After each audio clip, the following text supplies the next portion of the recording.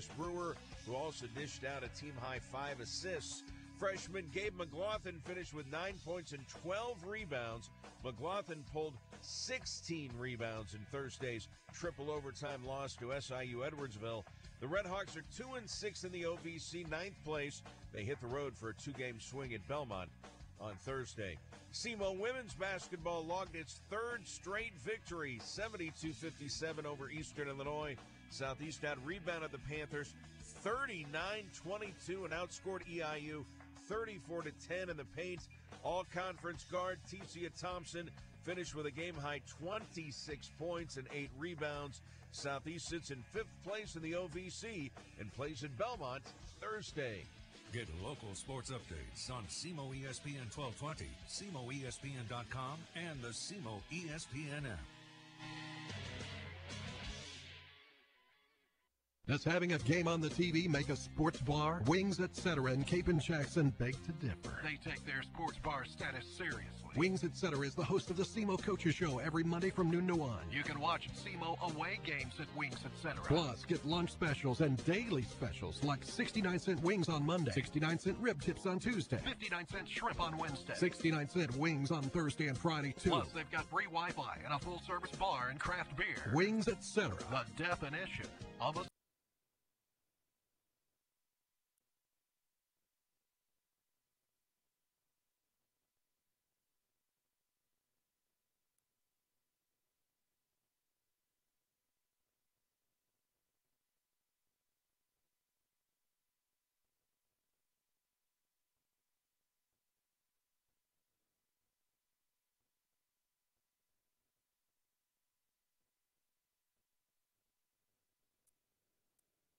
Radio Deals Guide with this week's River Radio Deals half-price deal of the Chinese food. Listen up, we're off to China Palace in Cape Girardeau. We've got a $10 certificate to China Palace. It's yours for half price, $5. Certificates on sale this Thursday morning, 10 a.m. online at riverradiodeals.com. That's riverradiodeals.com. And now, your ESPN Radio Network local weather forecast. Clouds in the forecast here today with occasional rain showers. Snow mixes in this afternoon as temperatures will fall from 47 into the 30s later today. A few clouds tonight, low 17. Sunny, colder tomorrow with a high 33. Frigid temperatures on Wednesday with sunshine in the forecast, high 17. We're treated to the Weather Channel. You're up to date with the latest weather forecast right here on the ESPN Radio Network. This is Mike Golick for the best in local sports talk and play-by-play. It's SEMO ESPN. Live in the studio. It's time for the Red Hawks Coaches Show. Live from Wings, Etc. Hear the Coaches Show each week on SEMO ESPN 1220 and 1470. And also at SEMOESPN.com and the SEMO ESPN app. Also, watch the Red Hawks Coaches Show webcast live at SEMOESPN.com. Now, let's go live to Wings, Etc. For the Red Hawks Coaches Show. And we welcome you in live to the Red Hawks Coaches Show. We are at Wings, Etc. in Cape. You may want to go ahead and hit our live sports thing. There we go. All right, we are there. Welcome in, Red Hawks Coaches Show. Technical issues to start things. We invite you to stop by. We're in the Jackson location today, Wings, Etc. So you're invited to join us for lunch. We'll be talking Red Hawks basketball with the Red Hawks head coach, Rick Ray, Gabe McLaughlin, who had 2 phenomenal games over the weekend. The freshman, Gabe McLaughlin, is going to join us here in just a few minutes. We want to remind you that the daily half-pound lunch specials at Wings start at just $6.99. So make sure you take advantage of that. And they have much more than just their award-winning jumbo wings. They have subs, quesadillas, entree salads. Their burger menu is absolutely terrific. And their appetizer menu is fantastic as well, including their ultimate nachos and their deep-fried pickle spears.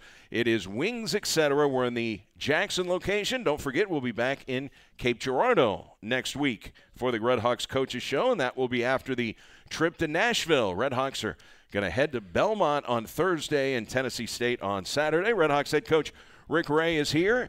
Kind of dreary out there today. Yeah, it is. As everybody knows, the kids are out of school today, so I was actually hanging out with my boys after we had a short practice for a little bit until the sitter came over. So played a little football, played a little basketball, so got it in this morning. I was going to say, what is their interest level in the other sports? Because I know what their interest level is in basketball, Deacon and Mason, because as soon as that game is over at the Show Me Center, they are on the floor shooting. Yeah, sometimes I don't know if they come to support me or just to get that little time in on the court after the game is over with. So, but they love basketball, obviously, but they're into soccer. Deacon is good enough that he actually does travel soccer, which I was opposed against. I said there's no reason that a 7-year-old at that point in time should be traveling to play soccer. Mason plays as well, too. Mason actually likes soccer more than anything.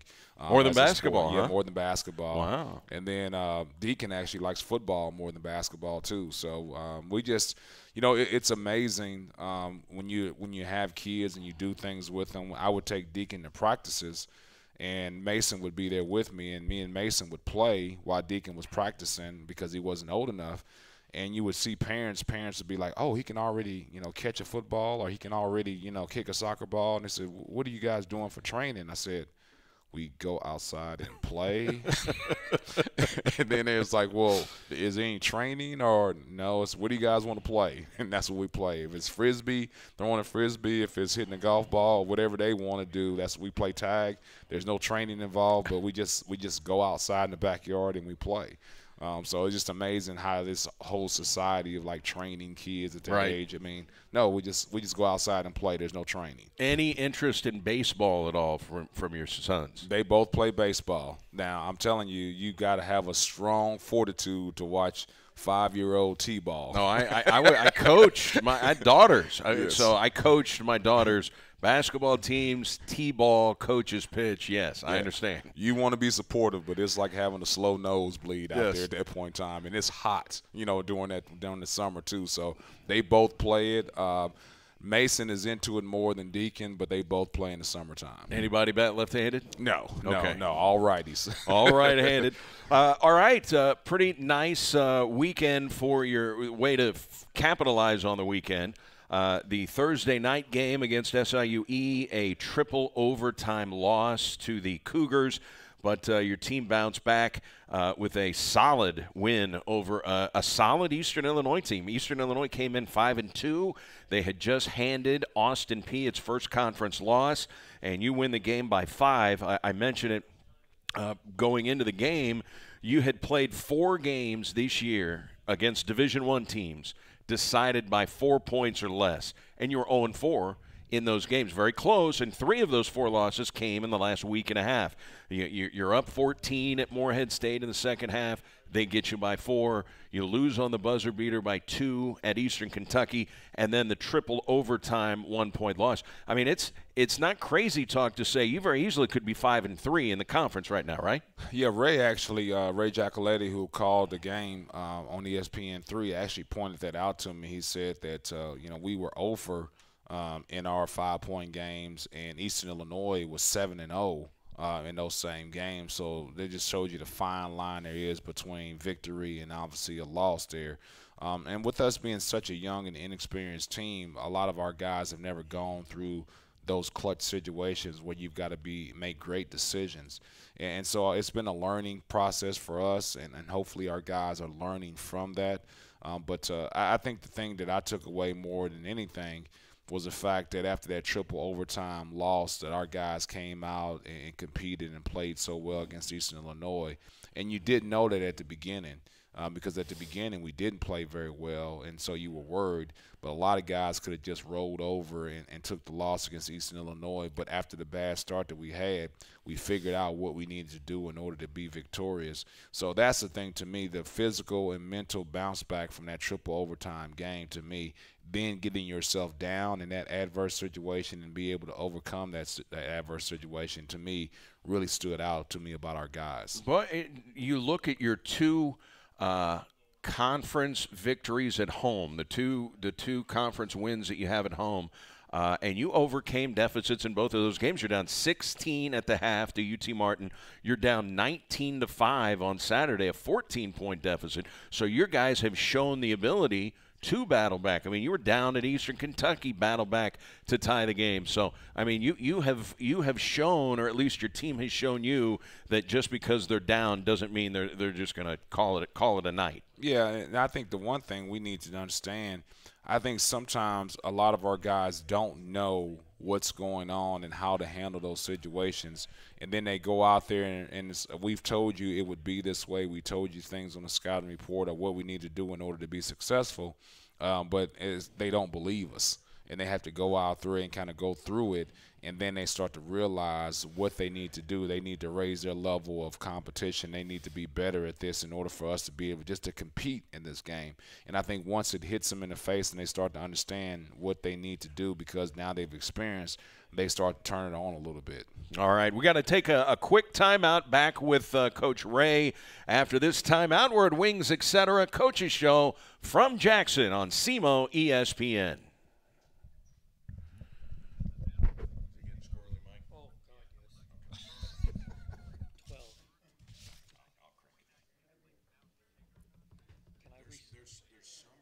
Reset your box. Let me get out of the way. That's the first thing. I just need to reset this. There's, for some reason, Coach, we are in this hole here for Verizon. I don't know what it is. I'm going to go down to 9600.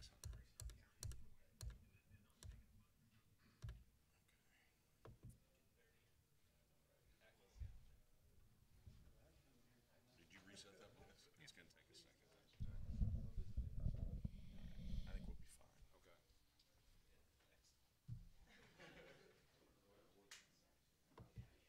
Okay. You got about 60 seconds. You got good. Okay.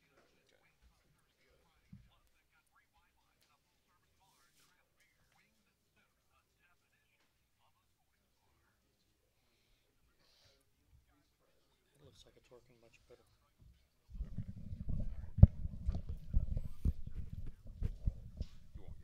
$10 certificate to China Palace. It's yours for half price, $5. Certificates on sale this Thursday morning, 10 a.m. online at River Radio Deal.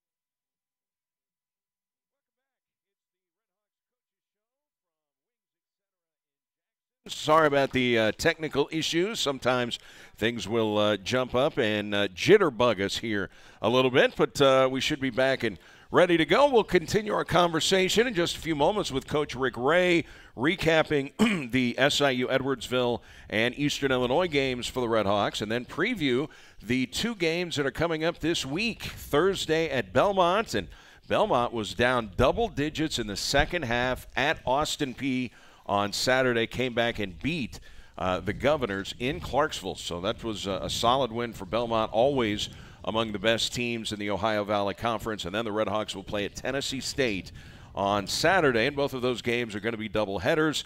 And unfortunately, Tennessee State does not play their games early on Saturdays like they do at the Show Me Center. So that game Saturday night at Tennessee State, the Redhawks likely will not tip it off until probably 7:50-ish.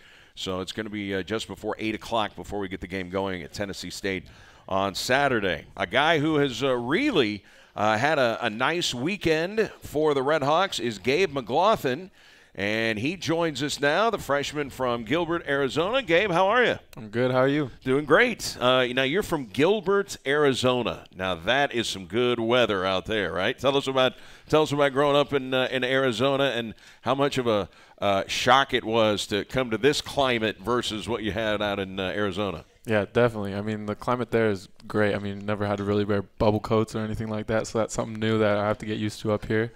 And definitely the cold weather, I mean, just adjusting to it. But it's nice down there. And we're hearing that we're going to really get some bitterly cold conditions here before too long. Now, you hear some people say, okay, out in Arizona, it's hot, but it's a dry heat. What does that mean when people say it's a dry heat? What are they talking about? And you've seen the summer temperatures here in the Midwest too.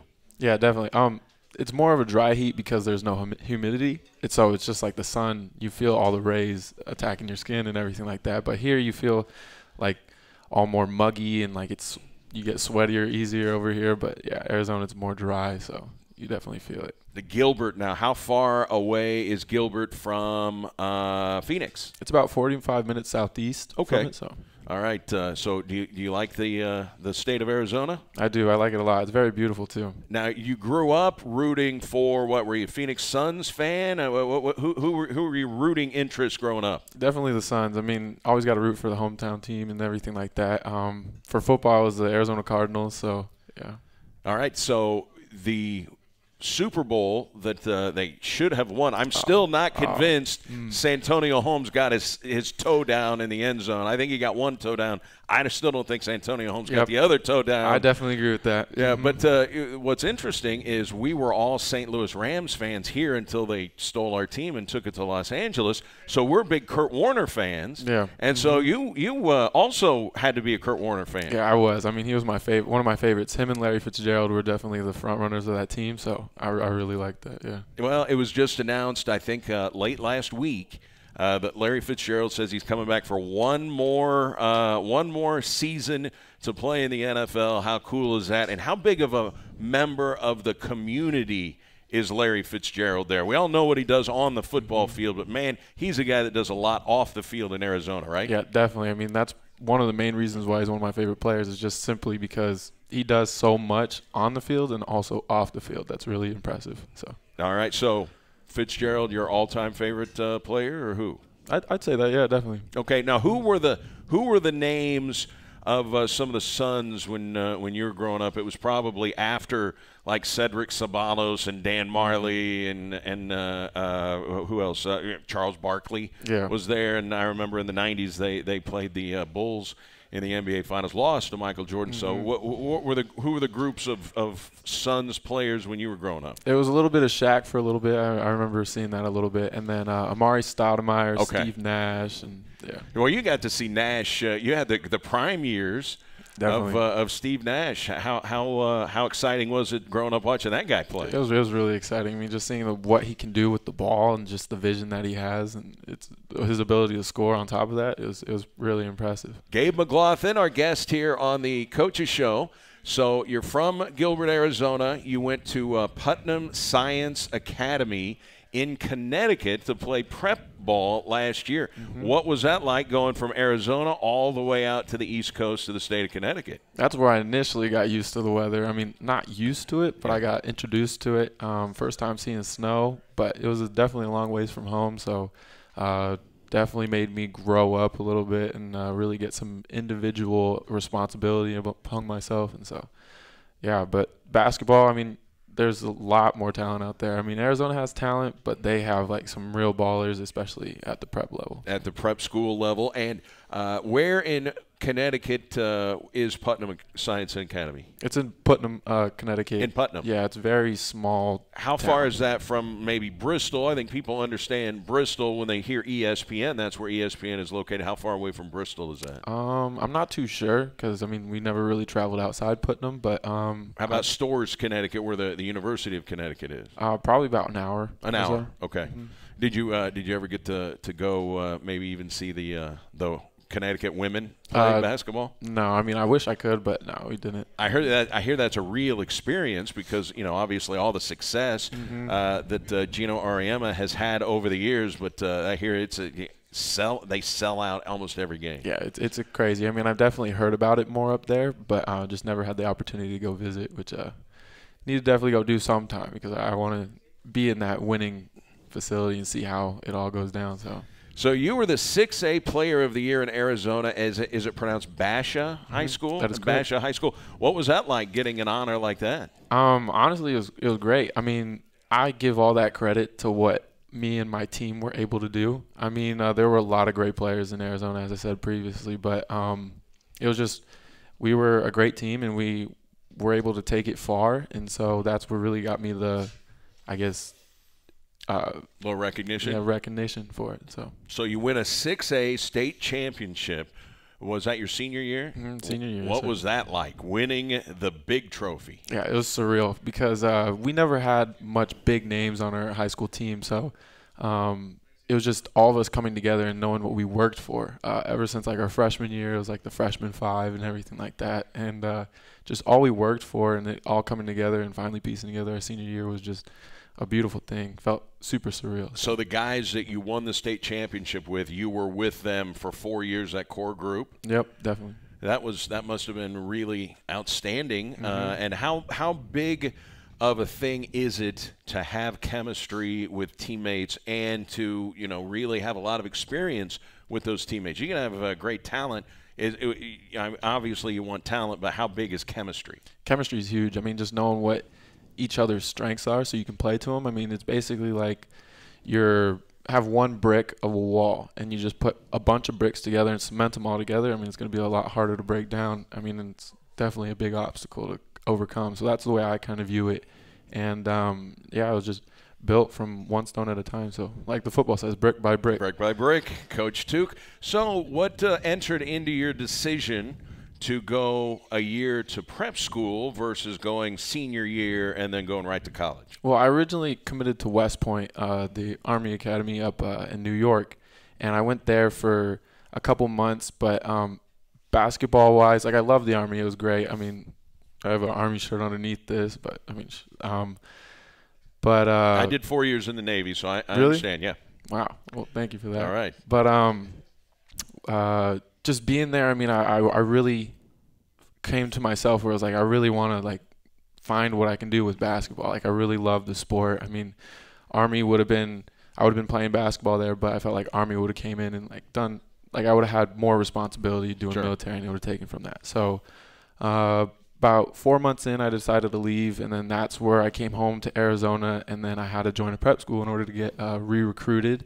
And so that's when the opportunity with Putnam Science Academy came along, and then that's when I shipped out to Putnam. So you go to Connecticut, and how was the college recruiting process? Because sometimes guys say it's exciting, other guys say, boy, it was a lot of pressure, it was a big headache. What was the recruiting process like for you? I mean, it's exciting because a lot of schools are like coming and like just really giving you all like you're great, pretty much like showboating you and everything like that, and just filling you all up with like a bunch of good words and everything. So it's amazing at the beginning, but then once it becomes decision time, it gets super stressful because like you have a lot on your shoulders. Like, is this going to be the right decision that I make and everything like that?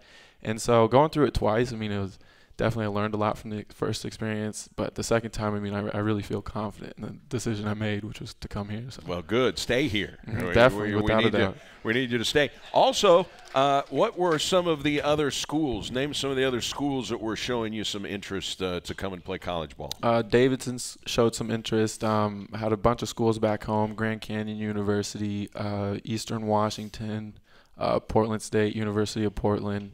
And then if you think it's cold here, go to Cheney, Washington. SEMO played a playoff football game up there, and they had about 2 feet of snow there. Yeah, definitely. I've been there. I took an official visit, actually my first time getting recruited up at Eastern Washington. And, yeah, it was did you go in the winter? Cold. I did. I mean, there's a ton of snow, wasn't there? Yeah. Saw that red football field that Eastern Washington it's ridiculous, isn't it? Yeah, I got a headache, just looking at that field for a 3-hour football game. So tell us about the recruiting process with Southeast. Who contacted you, and what eventually led you to choose to come to Cape? So the first coach who contacted me was Coach Nick Lagroon, one of our assistant coaches here, and just kind of built that relationship. Like it was great talking to him. We had some really great talks, And then Coach Ray was actually the first coach to come out and watch me play. And he ended up offering me later. And just really learning about what these coaches' morals were and what they really wanted to do, and the relationship that we built was the main thing. Especially when I came up here on my visit, one of the main things for me was just how the community was and how the people were. I wanted to be surrounded by good people because that's where you're going to be for 4 years. So the people really matter. It's the relationships that you build, the teammates that you have, and everything like that. So that was one of the main things. I mean, I knew the basketball side of it, we'd come along and we're going to go a long way. So I'm excited about it all. Well, we hear so often that facilities can dazzle, young athletes. I mean, a lot of times, what do your facilities look like? What were your thoughts when you walked in and saw what the Show Me Center looked like? Oh, it was beautiful. I mean, one of the most beautiful arenas I've ever seen. And, I was just like, can't wait to fill this one day. I mean, with a bunch of fans and definitely having a great season. So, I can't wait to do that. That was one of the big things. And anybody that sees you knows you get in the weight room a lot. What did you think? Because they just pumped a lot of money into that state-of-the-art weight room. What did you think when you saw that? That was just over the top, just beautiful. I mean, one of the best weight rooms that I could say. I mean, like 2 facilities that are the top level, like top tier facilities. I mean, it was just great. I mean, if you haven't seen it, like, you need to. So yeah, and if you, we'll see the Curb Event Center in Nashville. It's okay. It's smaller than the Show Me Center. It's nice. It does not have, the video board at the Show Me Center is much better than what they've got at Belmont, unless they've changed it in the last couple of years. But you'll see as you go around the league, really, in my opinion, it's the Show Me Center and it's Murray State. Those are the top facilities, I think, in the conference. Yeah, definitely. I mean, I'm watching film from doing scout and other teams. I mean, you can definitely kind of tell too. So, what I mentioned Murray State.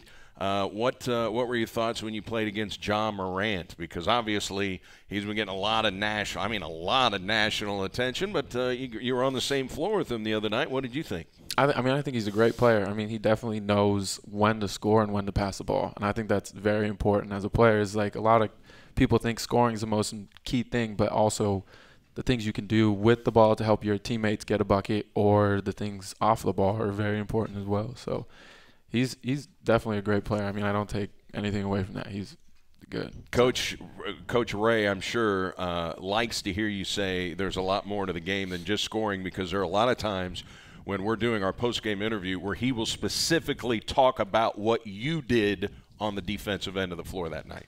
I mean, yeah, it's one of the things that he always kind of just really put into us over the offseason, is just that it's a team defense, not really one-on-one. It's team, so we need to fill the gap in order to get the ball stopped. And honestly, if we just play by that, that's what gets us some of these wins. I'm sure at the high school level, there were times where you maybe picked the ball off at midcourt and went in for a dunk. But have you had a dunk that was more fun than that putback dunk you had Saturday night? I don't think so. I mean, the dunk that I had earlier against the other SIU team, I mean, that was on like 3 people or so. That was fun too. But these are definitely 2 of my top dunks that I really enjoyed. So that was fun to see that, and I'm sure it's here on the highlight package. They just showed a picture of you, or a highlight of you scoring. But you missed the dunk. What happened? What happened on that one? Because it looked like you were looking down on the rim. I mean, you were high enough. It just didn't go in. Yeah, definitely. I mean, I felt the ball slip out of my hands as I was going to throw it. But, I mean, at the end I was running back. It's like I should have just laid it in. I mean, 2 points is 2 points and everything matters. So, yeah. So if you would have lost by a point, your teammates might have given you the business a little bit, right? I mean, yeah. I mean, I'd expect it. I mean, it's an easy bucket I should have converted, so. So what got into you? Coach Ray put you in the starting lineup for the first time, and all you did was respond against SIUE with 18 points and 15 rebounds. Talk about that game. I mean, that was just, I don't know, I got the opportunity, and every opportunity you kind of got to take. I mean, opportunities only come ever so often, so when you're really put in that position, you have to kind of show out. And so I was in practice, I've been trying to, like, be very vocal and lead guys, and so I was like, okay, well, I can bring this to the court.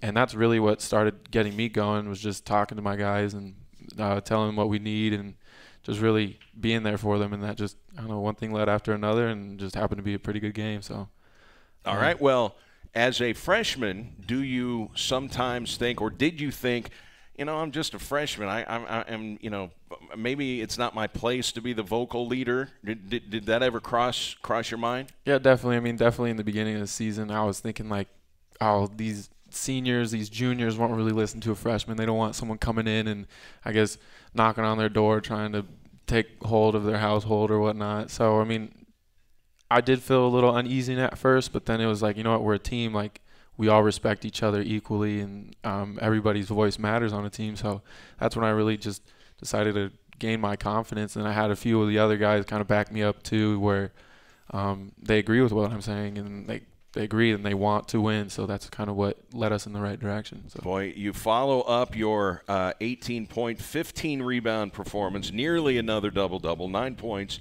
and 12 rebounds. The only reason you didn't score double-digit points is you only took 5 shots, but you made 4 of the 5 shots. And I'm sure it's more satisfying that you had a win on Saturday than having the big numbers in the triple overtime loss. How tired were you after that game Thursday night where you went 3 overtimes? Yeah, I was so tired. I mean, playing a 55-minute game, basically 3 halves in a game. I mean, it was exhausting. But Coach Ray sent us a text after the game to get very well rested and to drink our liquids, to make sure we eat, get ice baths the next day.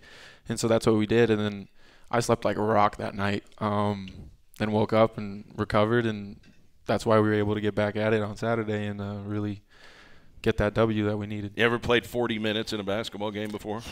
I mean, not a full 40 minutes. I mean, probably close, but no, not at the college level, definitely not. 40 minutes in that game, and it was a 1-point loss.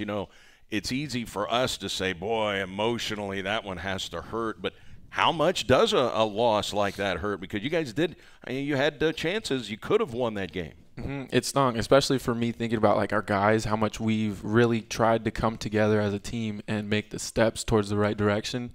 It definitely hurt because I want like us to see the good things that we're doing is going to pay off. And I don't know if you could tell, but these last few games, like we've really tried to do a lot better in like the little things that we do and play together. And I think it's shown, but just not in the columns of wins and losses. And I think this Saturday it finally showed. And I think that's such a great relief for our guys to really understand that and really to keep our head down and see what we can do and keep achieving what we can do. Because we know we're a good team, so we're going to make it there. Gabe McLaughlin, our guest here on the Coaches Show. The Red Hawks getting set to head to Nashville. They'll play Belmont Thursday and then Tennessee State on Saturday night. Now, you played at Eastern Kentucky against the guy who is, being looked at by NBA scouts, Nick Mayo, and you both are front court guys. I mean, I forget Coach Ray says you can't call anyone a forward anymore. You're a front court guy. I don't know, a big. But what was it like playing against that guy? He's definitely a big, strong guy. I mean, he knows how to score the ball and everything like that. But, I mean, when I was in there, it was just like I need to stop this guy. I mean, I need to try to lock him up, do the best I can, and just really play good basketball against him. And he had a pretty good game. But, yeah, he's definitely a talented person. You're starting to show us a little 3-point range here. Talk about expanding your shooting perimeter here. Mm-hmm. I never really shot the ball outside the paint in high school, so shooting the 3 is definitely something new to me this year. And I mean, it's not as efficient as I'd want it to be, but that's something definitely I want to kind of add to my game. And I think if you start hitting a few more, and you are hitting some, but it looks like the defense is not really coming out, on you every time you're out there. So you've had some pretty good looks. Mm-hmm. Yep, I've had some pretty good looks. Just need to, like I said, take the opportunity and really convert on them. So that's definitely going to be something that I'm going to be working on. And yeah, I'm excited for what's to come. So all right, you guys have, you very easily, when we talked with Coach Ray, could be 5-3. In the OVC. What do you see as keys to winning a close game like you won on Saturday night? Just bringing the energy right from the jump. I think that's a big thing is sometimes we give ourselves deficits that we have to kind of dig out of. I mean, pretty much a lot of our games we've had been down quite a bit, and we've always had to climb our way out. And if we just start that from the beginning, then the other team will be in the deficit, and we're just going to keep going and rolling over so they don't have time try to come back. So I think that would be huge. What were your thoughts there? You know how physically and emotionally draining that game was on Saturday night. So you kind of, I think everybody was kind of wondering, man, I wonder how they're going to come out here on Saturday just 48 hours later. What were your thoughts when all of a sudden you look up and it's 19-5? I was like, shoot, it's not over yet. I mean, we've done it before. I mean, a lot of people have seen us do it before. We just needed that little boost of energy and really something to get us going, to be like, get our momentum flowing with us. So that was all I was thinking of, is like, it's not over. Like, I don't think anyone should hang their head over this. So, like, it was nothing. What was it? What is it like to see a lot of these teams, and they're totally different? Like, one team will play, they're gonna give you a lot of man-to-man, and then the very next game, like with Eastern Illinois, they've got that funky zone. How quick of an adjustment is that, and how difficult of an adjustment is that? It's pretty difficult, but honestly, it kind of gets easier when we go through it in practice. The coaches do a great job of scouting, so we definitely are prepared for it, and knowing what's going to come is definitely a big thing for us too. So I mean, it helps ease, I guess, the pressure of it. So all right, I got to ask you, Coach Askin, okay, Keith Askin, can really ball, and he can really dunk. And if you follow him on Twitter, you can see some of his dunks. Is he a better dunker than Gabe McLaughlin? Ooh. I mean, I don't think so. Okay. I think if I really try to showboat, I think I'd definitely have him. So. All right, who's got the number one vertical on the team? Alex Caldwell, I think, just because he's short. Yeah. But me otherwise. All right. And I still think that's a close one too. All right.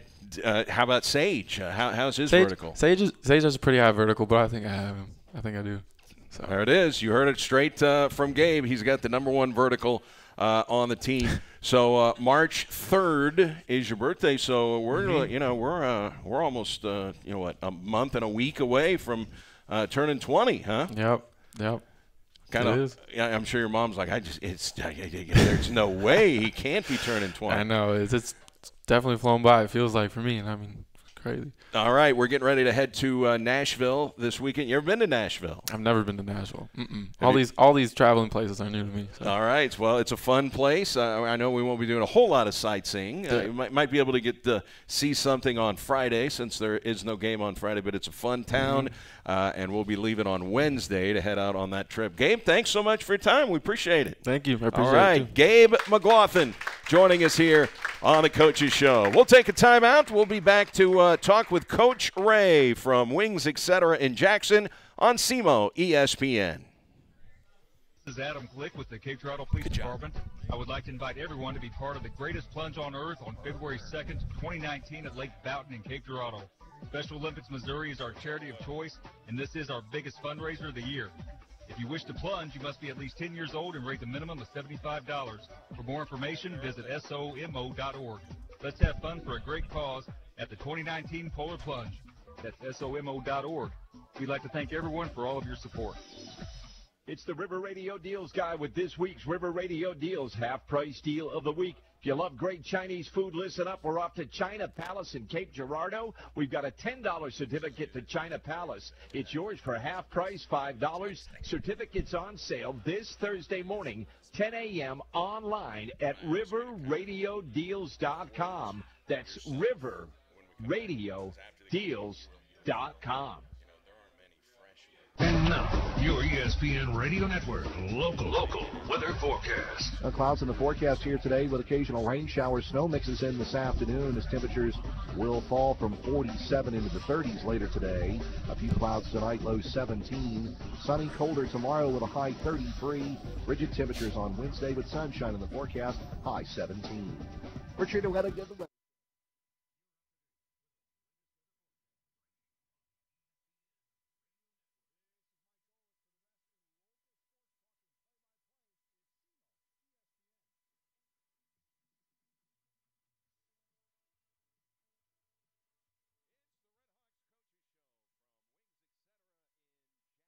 Today. We'll be in the Cape location next week, so if you have not made plans already, we invite you to make plans and join us at Wings Etc. in Cape Girardeau. And if you're coming for lunch or any other time to Wings in Cape or Jackson, Their menu includes their freshly made burgers, and we just asked Gabe McLaughlin what he got, and he went the burger route.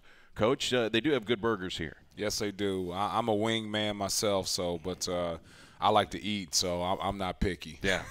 So that would qualify you as a foodie. I think Yes. people call them foodies, right? I'll tell you, that's one of the best things as far as like when you travel, especially recruiting, you get to go to some of these places, and then you go in these local towns, and you just ask for, hey, where should I go? Or, some of the coaches will take you to some of these hole-in-the-wall places, and those are the best places in the world. So I thought the other day we ate at that little diner, and you went through the line, and it was a home-cooked food. That's as good a meal as I've had in a long time. Yeah, well, I'll tell you what, me being in the South, in Mississippi and South Carolina, and those my last 2 stints, was not a good marriage for me health-wise, because there was just so many things there that I partake in all the time. The sweet potato pie, pecan pie, catfish, fried chicken. I mean, it was just every single time that you went to these soul food, hole-in-the-wall places that you would just start eating, and you couldn't stop, and you would have to get dessert. It's, oh, we have the best, apple pie here or something like that, so I'm always eating there. So what you're saying is the menu in the South is different than when you were at Drake. Yes. there's no ifs, ands, and buts about that. All right, I know the thing that I don't want to speak for you, but I'm guessing one of the things that might have excited you as much as anything about getting that win on Saturday night was the way you ended the game on defense. First of all, you held them scoreless for the final 2:21 in a game, turned them over 3 times in that final 2:21, and I know you mentioned that you got 7 consecutive stops to end the game. Did that excite you about as much as anything in that game? Yeah, because if you don't do that, you have no chance of winning that ball game. And we do something every day in practice where we have 3 teams of 4 or 5 guys, and what you have to do, the goal, we have different scenarios as whether you're guarding a down screen, ball screen, back screen. But what we're trying to do is somebody has to get a strikeout. And what that means is you have to get 3 consecutive stops in a row. And once you get 3 consecutive stops in a row, you win, and the other 2 teams have to run. So we do that every single day, and that's something we're trying to get done. Hey, we've got to have that mentality of trying to get strikeouts. And so for us to have 2 consecutive strikeouts in a row to end that game with us having 7 stops really means a lot, and hopefully it shows our guys what they need to do in order for us to be successful. Are you seeing because you have so many young players, people got to remember, I mean, you're playing, for the most part, you play 4 freshmen, heavy minutes, but you play as many as 6 freshmen when Oscar and Khalil are getting minutes as well. So that's 6. And 2 of your starters are sophomores. I mean, Ladarius Brewer, as good as he is, he's just a sophomore in college.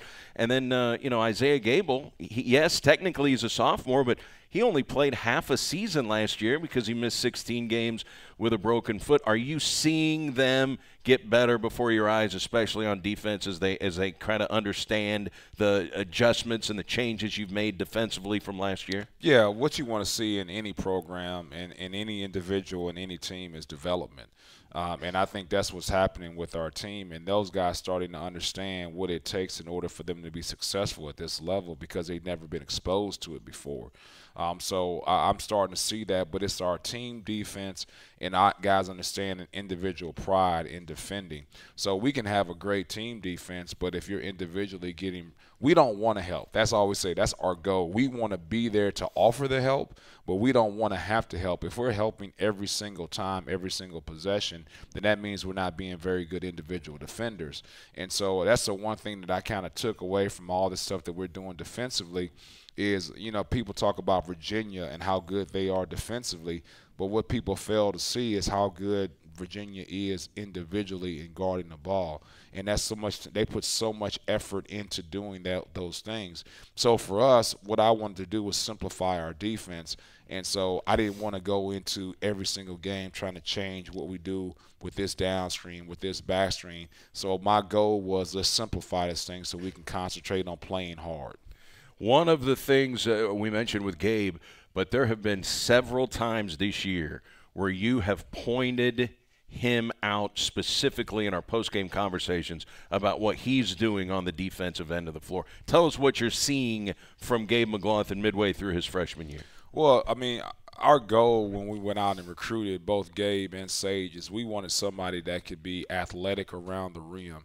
I was so tired of getting dumped down passes and things like that for us offensively and not being able to finish at the rim or have to teach up and unders and those things. I just wanted somebody to go up and dunk it. And so, I mean, both Gabe and Sage have that ability. But then also around the rim, we didn't have any rim protection. People would get into our paint, and I wanted somebody to be able to affect the other team's shot around the rim. So those are the two things we wanted too. But both him and Sage can really move on the perimeter. And the way we play our ball screen defense with the hard hedging and the buddy system, those guys have been phenomenal in affecting how we play ball screen defense because people don't break us down because of their athleticism and their ability to move. But both of those guys coming from prep school situations come in now as physically ready to compete right away at the collegiate level. Sometimes you'll find a guy like Gabe physically strong enough to be able to do it but doesn't move as well. And then you have guys that can move really well but are really thin and not physically ready to he has both already at this young age. So you just don't find very many guys that can come in and physically be able to compete and also be able to move at this level right away. And what he does is he just a lot of our errors that we have in transition defense, he erases those. I mean, he'll pick up this guy, he'll stop this ball, he'll cup over here as far as like, you know, pinching a hole. But, I mean, it's not hard to figure out because obviously the conversation you just had with him, he's bright. The first guy I worked with in Indiana State always said, hey, be around bright people. Bright people always have a better chance of being successful. And he said, I hate to be an elitist. He said, but, you know, that's when his hiring process, he would always try to hire guys he thought was bright, or he always tried to, like, have my first conversation I had with Gabe, I mean, I got done with it, and I said, well, I don't know how good of a basketball player he is yet, but if he's any good, we're going to recruit him really hard because you just come away with it and you're blown away by the conversation that you had. So to me, I went back to Coach Nick LeGrune. I said, hey, I don't know what type of player he is yet, but we're going to recruit him really hard because of what type of person he is. And how hard did you recruit Gabe? Well, I'll tell you what, when I find somebody I like, I do it. You know, okay. So like Nick never went out to Connecticut to see him. I mean, I saw him play the first time, and then I was back out there a week later, and then I was back out there again. So, you know, I wanted him to understand it's not the assistant coach that wants you, it's the head coach that wants you. And I say this all the time to these recruits.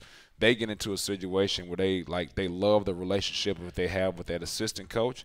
And I said, that's all fine and dandy. You better make sure you have a great relationship with the head coach because the assistant coach is not deciding who goes in and out of games. Right. It's the head coach. So that's great. You got a great assistant coach relationship. Sit right there on the bench with him because the head coach doesn't like you. And Nick LeGrune, it does a marvelous job for you, including after the SIU game. You were a little enthusiastic, you know, as the officials were leaving the floor. But there was Nick. He was able to steer you back to midcourt so you guys can do your post game music thing and the lineup at midcourt. Yes, it's one of those deals though. No discredit for Nick, but if I really wanted to go, I think I could have got away there. But it's one of those deals where, you know, when you see a guy's about to fight and you got somebody fake holding somebody back, that guy really doesn't want to fight the other guy. So, you know, I really didn't want to get there. So Nick did a good job of being assistant coach and trying to hold me back a little bit. But if I wanted to get there, I'm pretty sure I could have got there. Of the major sports, are basketball fights about the weakest? Well, football, because you can't hurt anybody. Yeah. You know, like it's just like when you see guys like trying to fight each other on the football field, you really can't hurt anybody. And there's always that guy that takes his helmet off. Why are you taking your helmet off? That right. When you see a guy take his helmet off on a football field in the fight, you automatically know where his IQ level is. So it's not hard to figure out. But I mean, hockey to me though, those guys, those are real fights. Those are real fights. I mean, like you. Hockey guys is not for the faint of heart because they allow you to fight. I mean, they are true tough guys in that sport. Yes, there's that. But then you also got these guys. I know I probably don't remember Alvin Robertson. Yeah. Okay. So Alvin Robertson, there was this whole story. I had a whole bunch of friends that played in the NBA, and they would always play poker or card games. and they said that Alvin Robertson was notorious for cheating, would just cheat all the time. and so there's all these grown NBA basketball physical players, 6'9", 260 pounds, 6'11", 245 pounds. And Alvin Robertson was blatantly cheating. And Alvin Robertson's 6'3", maybe 200 pounds. And no one would say anything to him because Alvin Robertson was that tough, huh? He never lost a fight. And so they would somebody would actually be new to the team and say something, and they get up and square up, and it was like, boom, boom, it's over with. So he was like Mike Tyson as far as like how quick it lasted. So, it's not about the size all the time, but Alvin Robertson, no one ever said any word to him at all. So as you look back at the SIU Edwardsville game, let's just touch on that one briefly. What were the thoughts that you came away with there? Because you had some opportunities, and the three whistles that kind of went against you there late. You would think just by sheer luck, maybe you'd get one of those calls. So things just it just did not work out for you to win the game at the end. But what did you take away from that, and how concerned were you about being able to bounce back just 48 hours later? Yeah, and I told this to our team. Obviously, I was not pleased with the referees and the officials, but when it was all said and done, we had no one to blame for that loss but us. You never see a team lose when they hold a team to 32% from the field. We really, really guarded. Right. And not only did we guard for 40 minutes, we guarded that way for 55 minutes. That's the thing that you come away with is like we held a team to 32% from the field for 55 minutes. But there were two things that stood out that were really under our control, and we didn't do a good job with it. We allowed them to get 21 offensive rebounds. And if you think about this mathematically, if you take away some of those second chance opportunities, we would have held them to maybe 24% from the field if you just take away half of those opportunities. And then the fact that we missed 14 free throws. So if you do those, take away those two things, at the end of the day, you have to look at yourself in the mirror. Something else, we've talked about it several times with free throw shooting. Sometimes you'll have a game where the guys that are getting to the line aren't your best free throw shooters.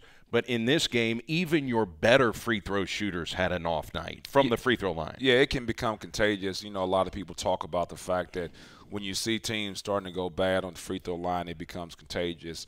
But you got to have the courage to just go up there and knock it down. There's nothing as coaches that we can do for our guys in those situations because, you can simulate some things in practice. You just can't simulate the pressurized free throw shooting, and guys have to go through the opportunity and go up there and step up and knock them down. I know a lot of coaches like to shoot free throws at the end of practice to simulate, fatigue, because that's you're going to be shooting those free throws late. Well, you're going to be fatigued. We just talked with Gabe about how tired he was after that triple overtime game. Is that your philosophy too? Well, we shoot them as a mean for breaks in between our practices because I like to think that our practices are pretty grueling and pretty fast-paced, and so they need breaks in there. And so I don't care about how long your practice is. I care about like how grueling your practice is and how fast-paced it is. We like to go from drill to drill pretty fast and move, and so we use it as an opportunity to break up and kind of give those guys a break from what we've been doing. So they're usually fatigued when we're shooting our free throws, but it's more about not by design. It's just, hey, those guys need some sort of a break. After the game on Saturday, after you win the game, anybody that has watched the highlight package that is always on the GoSoutheast.com website, Charlie, the video guy, does a great job getting those highlights together. Anyone that watched that saw the dancing that took place in the locker room afterwards, and they noticed the head coach slid in and started to show a few of his moves.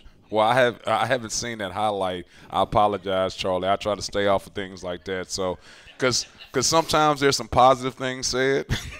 And a lot of times there's a lot of negative things my next question was, what does your wife think of these dance moves that we're seeing? Well, my wife has already seen them. She's my wife. Okay. All right. I just didn't know if she had any comments on the latest dance moves that we're seeing. We've been to a few weddings before in our time, so I had busting them out here and there. Okay. So no new moves. These are old moves. No. I mean, I really can't dance, so everything I do is new every single time I step out there. So it's a new process. But, no, I mean, you want to see your guys having fun playing basketball, because if they're not having fun playing basketball and this is drudgery, then we're doing something wrong. So at the end of the day, I would hope that they pick to play basketball because they enjoy playing basketball and they want to have fun doing it. So anything that, as far as for me, I'm the old crusty head coach now. It was the hardest adjustment for me was becoming a head coach, because I was always that assistant coach where everybody came to my office and everybody came over to my house or apartment as I grew up. And so I was that fun coach. I was a guy that would come in and people could talk to me about their problems and things. It was always guys in my office. And then when I became the head coach at Mississippi State, I remember, there was like 4 or 5 guys, in the assistant coach's office just laughing and chucking it up and things like that. And I was down there and I walked down to the hallway and walked into the office and then just silence. just like, and then I was like, I guess I'm a head coach now. So, just having guys have the opportunity to have fun playing basketball, that's what you want to see. Belmont is going to be your next test, and, boy, they're good every year, Coach. We understand that. Rick Byrd, I don't think people who don't follow the sport closely understand what his win total is. He's among the elite college basketball coaches in the country at any level, not just mid-major, right? Right. I mean, to me, basketball is basketball. And I know sometimes we even get high school coaches and junior college coaches come in and watch our practices, or I go watch them play recruiting, and they'll say, well, we do this here, but it probably won't work at your level. And I'm like, hey, no. Basketball is basketball. So if it's working at high school, it could work in college. Things we do at college maybe could work in the NBA, vice versa. But to me, the level that we are at with Belmont, Murray State, OVC, it doesn't matter. I mean, he is an unbelievable coach, because in order for you to win that long consistently means just that, hey, not only are you recruiting well, but also you're really coaching well. So I know one thing that's always said sometimes about, some of these coaches, and it just drives me crazy, is, well, he's just a good recruiter. He's not a good coach. Recruiting is part of coaching. You hear that all the time when people talk about Nick Saban. Well, if I had all those 4 and 5 stars, we'll go out and recruit all those 4 and 5 stars, and that's part of your job as a coach. And so, like, people talk about John Calipari and things. I was going to bring his name up, yeah. To get those guys to play together when everybody is coming from the situation where they're a 5-star and they're coming in to be the man, and they're going to be there 1 year and go on to the NBA, to get that guy to pass the ball, you know how hard that is? So, people don't understand that coaching is always different in every situation, but for him to be that consistent for that long just speaks volumes. And everyone is focusing on Ja Morant for good reason. He's in our conference. He's projected to be a top 4 pick in the NBA draft. That's pretty good. He's getting a lot of national pub. But one thing people need to keep in mind, he's not the preseason player of the year in the league. That's Dylan Windler, who plays at Belmont, and you'll see him on Thursday, the leading rebounder in the conference. Yeah, I think there's maybe 4 guys in the OVC right now. If you say they would have to be unanimous first-team all-OVC guys. So obviously Ja Morant, Dylan Windler, Nick Mayo, and I think Terry Taylor belongs in that category too. I don't see how you could not look at those 4 guys and say that they're not first-team all-OVC. I would agree with you. So I think they should be unanimous. If they're not, then somebody's not really paying attention. But by the way, they're the top 4 scorers in the league too. Exactly. Yeah. So, and those teams are winning. Obviously Eastern Kentucky struggles here and there, but I think those guys – They just pounded Jacksonville State the other day. And Dylan Windler is a guy that's just a jack of all trades. The thing that comes away from me, him being a perimeter player, is just how efficient he is. He scores, but he doesn't take a lot of shots, and he's right around 50% from the field. So I think that's the thing to him is like he is so efficient, and he does a lot of other things like rebound the basketball. He's a great passer. He has a lot of assists. He's a really good defender. I just think he does so many different things as far as his all-around game. Okay, now tell us a little bit about Nick Mazinski. I mean, this is a new name that we're hearing at Belmont. The league's leading shot blocker. He's 4th in the league in field goal percentage. I think he's 6'11". Big presence there for Belmont. Yeah, now he's a really good player, but truth be told, what also makes him a really good player is he's playing one-on-one all the time. I mean, because you're so afraid to go help off those other guys because Belmont is such a good shooting team, and that's Rick Bird's deal. He doesn't recruit anybody that doesn't play on the perimeter that can't shoot. And so he may have that one guy inside that's not a great shooter, but he's going to be around the basket. But those 4 guys around him can really shoot and can really pass. So he's a really good player, but he's really good because the people around him you can't leave. And, you know, I'm thinking back. I don't know that they have had a true rim protector, though, on defense like that. Have they? Yeah, not since I've been here. That's what I mean. It was Evan Brad's was not a rim protector. He was good, but he wasn't really a rim protector. No, he wasn't a rim protector. So this guy is. Yes, and he's mobile, and he has good timing. So, I mean, he's a really good player. All right, and, you know, if you just look at your shot blocking totals, it's not going to dazzle anybody. But would you say it's also fair to say all of the sudden now with Sage Tolbert and with Gabe McLaughlin, you have a presence at the rim that you haven't had before? The block totals may not say you've got rim protectors, but they are protecting the rim, aren't they? Yes, and I think it's a little bit – I always reference things of football because I'm such a fan. It's not really sometimes how many sacks you have. It's how many quarterback pressures you have and how many hurries and how many times you touch the quarterback even though it's not a sack. So blocking shots can be the same way. Sometimes it's not just about blocking the shot, but the fact that you change the shot or you make that person adjust what they're doing on the fly because of that presence. So to me, those guys maybe don't have a lot of shot blocks, but what they do is they do affect the other team. You know, we were talking about it on our Sports Talk show, the Sports Huddle this morning. The last time that SEMO had 2 front court players as big and athletic as McLaughlin and Tolbert, and it was probably when Tyler Stone and Nino Johnson were here. I mean, you just don't get 2 front court guys with that much athleticism together very often, do you? Yeah, and I'll tell you this. I recall when I first got the job here, both Nino and Tyler were here in the summertime, and my wife was just in they stayed in Mississippi until the boys got done with school. And so they were just transitioning over here, and we were over in the rec, and both Tyler and Nino were working out. And she's walking through with the boys, and they want to play a little ball. And she says, like, who are those guys? And I said, well, that's Nino and Tyler. I introduced. She said, they played here? And I said, yeah. She said they played together. She said, they both played here together at the same time? She said, yeah. She said, we didn't have guys like that at Mississippi State. I said, yeah, it's probably why we're here at SEMO. And Jarikus Bradley was on one of those teams too, and that guy could ball. Yes, yes. And he was a guy that, because of his size, he plays so much bigger than what his actual size was. He's a great finisher there. So as I always harken back, sometimes I shudder a little bit when I talk about East Mississippi because obviously that's where Daniel was from. And so Daniel was from time to time, every day. It just makes you shudder sometimes by coaching that guy. Daniel Simmons, who, by the way, led the league in three-point shooting percentage last year with one ugly-looking shot. But whose is uglier, Simmons or Sage Tolbert?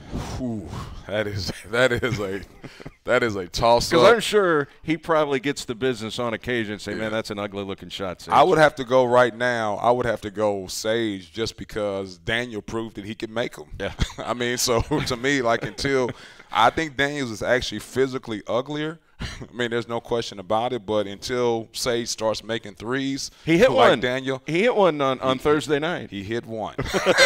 You are correct. He hit one. He hit one. All right, it's Thursday Belmont and Saturday Tennessee State. We'll see you then, Coach. Thanks so much for your time. Thank you very much. That's Coach Rick Ray, and we thank also Gabe McLaughlin. Appreciate him joining us. He's enjoying his nice burger here from Wings, etc. We'll get you into the Stephen A. Smith Show here, and don't forget, we'll be back in the Cape Wings, etc. location next Monday. Redhawks play at Belmont Thursday and Tennessee State on Saturday night. Enjoy the rest of your Monday, everybody. So long from Wings.